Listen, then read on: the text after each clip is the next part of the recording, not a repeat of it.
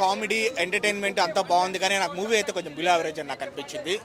So ఎందుకంటే హరీష్ శంకర్ గారు భాగ్యశ్రీ బోర్సే ఆ అమ్మాయిని చూపించిన పెట్టిన కాన్సన్ట్రేషను, ఆ అమ్మాయిని పెట్టిన ఒక 20% ఏమైనా కొంచెం కంటెంట్ స్క్రీన్ ప్లే ఎంగేజ్ చేసే విధానము ల్యాగ్ లేకుండా పెట్టింటే బాగుంటుంది నాకు అనిపించింది. ఒక అవుట్డేటెడ్ ఒక కమర్షియల్ ఎంటర్టైన్మెంట్ లాగా నాకు అనిపించింది. ఇప్పుడు మూవీ వచ్చేసి జస్ట్ ఒక బిలో యావరేజ్ అని నాకు అనిపించింది. బట్ స్టిల్ దీంట్లో నుంచి కూడా ఒక మంచి పాయింట్స్ మనం తీసుకోవచ్చు. రవితేజ గారు యాక్టింగ్ కావచ్చు, ఆయన డైలాగ్ డెలివరీ కావచ్చు, ఆయన ఎంటర్టైన్మెంట్ కావచ్చు, రవితేజ గారు అయితే పర్ఫెక్ట్ గా ఇచ్చినారు.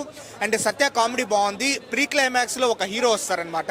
సో అది చెప్తే మళ్ళీ స్పాయిలర్ అవుతుంది. ఆ హీరో చేసిన ఫైట్ కావచ్చు, ఆయన డైలాగ్ డెలివరీ బాగుంది, కానీ స్క్రీన్ ప్లే కొంచెం లాగ్ అని నాకు అనిపించింది అనమాట. నేను ఒరిజినల్ చూడలేదు, ఒరిజినల్ చూడకున్నా కూడా నాకు ఇలా అనిపించింది నాకు వచ్చేసి. సో కాస్త లాగ్ అనిపించింది. అండ్ సెకండ్ హాఫ్ కూడా కొన్నిసార్లు అయితే పేషెన్స్ని టచ్ చేసే విధంగా అనిపించింది. ఏంట్రా బాబు పేషెన్స్ని టెస్ట్ చేస్తున్నారు, ఎప్పుడెప్పుడు కాస్త బయటకు వచ్చేస్తామా, ఒక 5 minutes ముందే కూడా వచ్చేస్తాను. ఓవరాల్గా రవితేజ గారు అయితే చాలా బాగా చేస్తారు, కానీ బట్ మనం హానెస్ట్గా మాట్లాడుకోవాలి ఎవరి సినిమా అయితే కూడా. సో హరీష్ శంకర్ గారు ఇంకా బాగా చేసినట్టే బాగుండేది.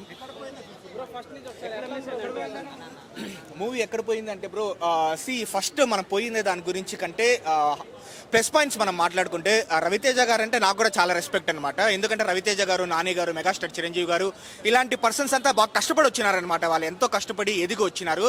అండ్ ఈ మూవీలో సరే అదంతా కష్టం పక్కన పెట్టేసి మూవీలో రవితేజ గారు యాక్టింగ్ కూడా ఎక్సలెంట్గా ఉంది. లాస్ట్ 5-6 మూవీస్తో కంపేర్ చేస్తే ఆయన ఎనర్జీ లెవెల్స్, ఆయన యంగ్ లుక్ కావచ్చు, ఆయన డైలాగ్ డెలివరీ అంతా బాగుంది. కాకపోతే హరీష్ శంకర్ గారు కొంచెం స్క్రిప్ట్ మీద కాన్సన్ట్రేట్ చేయలేదు. ఆల్రెడీ ఒక సక్సెస్ఫుల్ స్టోరీనే తీసుకున్నారు. నేను ఒరిజినల్ కూడా నేను చూడలేదు, అది ఒరిజినల్లో సక్సెస్ఫుల్ అని నేను విన్నాను. ఒక సక్సెస్ఫుల్ స్టోరీని తీసుకున్నా కూడా స్క్రీన్ ప్లేని ఎంగేజ్ చేయడంలో కొంచెం నాకు ఒక అవుట్డేటెడ్ కమర్షియల్ ఎంటర్టైనర్ నాకు అనిపించింది బ్రో. అంటే కమర్షియల్ ఆస్పెక్ట్స్ ఏవేవో పెట్టాలనుకుంటా ఉన్నారు, కానీ అది పేషెన్స్ని టెస్ట్ చేసే విధంగా ఉంది నాకైతే.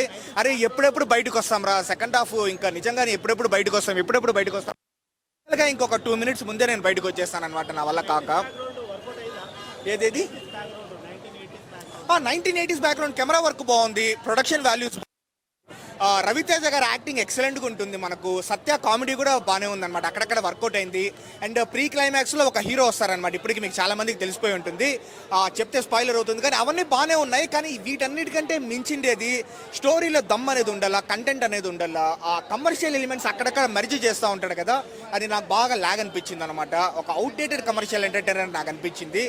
సో ఎప్పుడెప్పుడు కొన్ని సీన్స్ అయితే నిజంగానే నా పేషెన్స్ని టెస్ట్ చేసే విధంగా ఉన్నది. నేనైతే హరీష్ శంకర్ గారు అంటే నాకు పర్సనల్గా ఆయన ఇష్టం.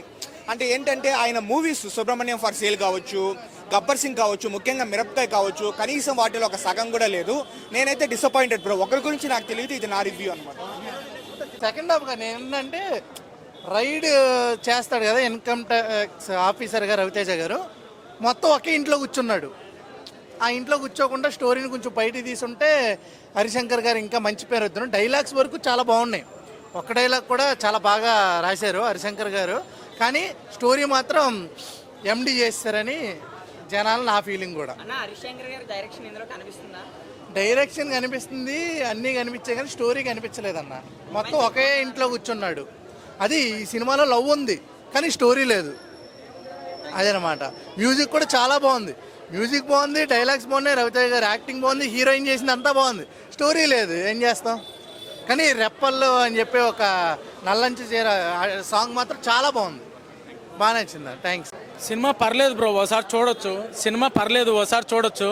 ఏంటంటే ఇప్పుడు ప్రతి ఒక్క డైరెక్టర్, హీరో చేసే తప్పు ఏంటంటే ప్రొడ్యూసర్లు వీళ్ళందరూ ప్రేక్షకులతో కూర్చొని సినిమా చూడరు, అక్కడ ల్యాప్టాప్లో చూస్తారు సినిమాని.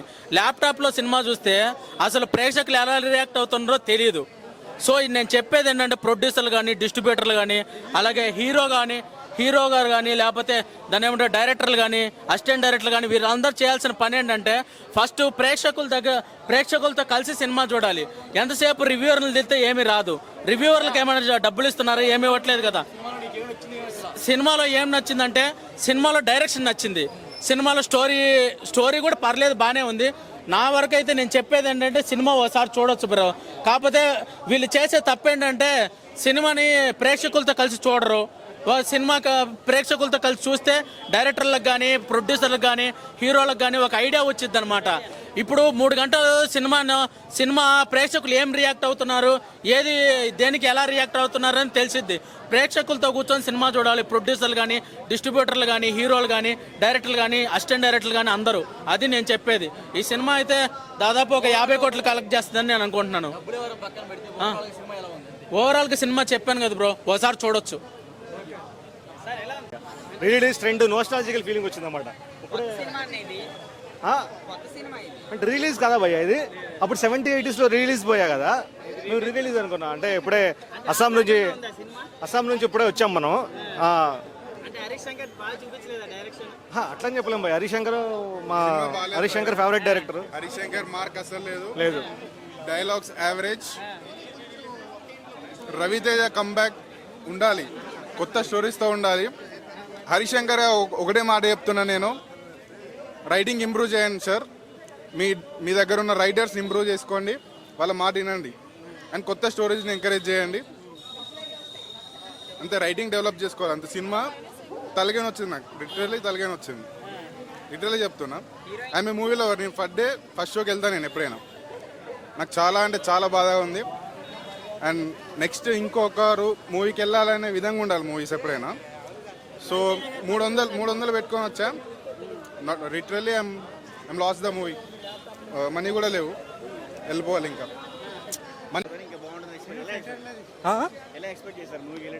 అంటే ఇప్పుడు అలా చెప్పాలి. ఇప్పుడు చిరంజీవి గారి సినిమా మొన్న వాల్తేరు వీరు ఎలా ఉంది, పాత చిరంజీవి గారిని చూసినట్టు ఉంది. ఇప్పుడు ఇది కూడా అలాగే ఎక్స్పెక్ట్ చేశాను అయితే. అంటే చూడొద్దు వద్దురా అంటే చూస్తాను అన్నాడు, ఎంత దిగింది, బయటికి రావడానికి టైం పడుతుంది అంతే. బాగాలేదు, లోపల ఏం లేదు, డొల్ల ఏం లేదు. ఆయన చాలా బాగా చేశారండి, ఆయనది చాలా బాగుంది. నేను మీడియా జీవి న్యూస్ తెలుగు అని యూట్యూబ్ ఛానల్ ద్వారా వచ్చి సాంగ్స్ బాగుంది. వన్ టైం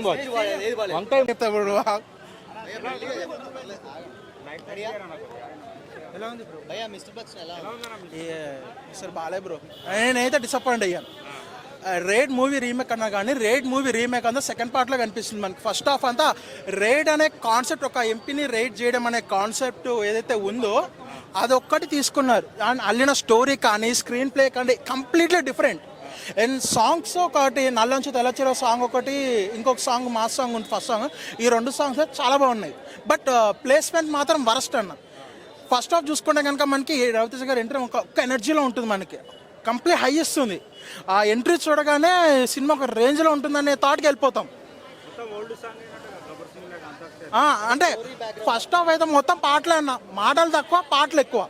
సేమ్ మనకి మిరపకాయలో హీరోయిన్ కచేరీ ఫ్యామిలీ ఉంటుంది కదా, సునీల్ది ఎట్లా ఉంటుంది సేమ్ అట్లానే ఇందులో సునీల్ పేద సత్య. ఆ ట్రాక్ అంతా హీరోయిన్ ఇంప్రెస్ చేయడము, వాళ్ళ ఇంట్లో పాటలు సేమ్ అంటే సిమిలర్గా తీసాడు, ఆల్మోస్ట్ సిమిలర్ తీసాడు. అంటే ఒకే ఇంట్లో రైడింగ్ అంటే బాగుంది, ఎందుకంటే ఈ కాన్సెప్ట్స్ చాలా బాగుంటాయి. ఇప్పుడు ఫర్ చాలా సినిమాలు ఏంటంటే ఒకటే రైడ్ కాన్సెప్ట్ మీద ఇంకెంతెంత తీస్తారు, ఒక ఇంటెన్సిటీతో వెళ్ళాల్సిన కాన్సెప్ట్ అది. బ్యూటిఫుల్ కాన్సెప్ట్ ఫ్రాంక్గా చెప్పాలి అంటే.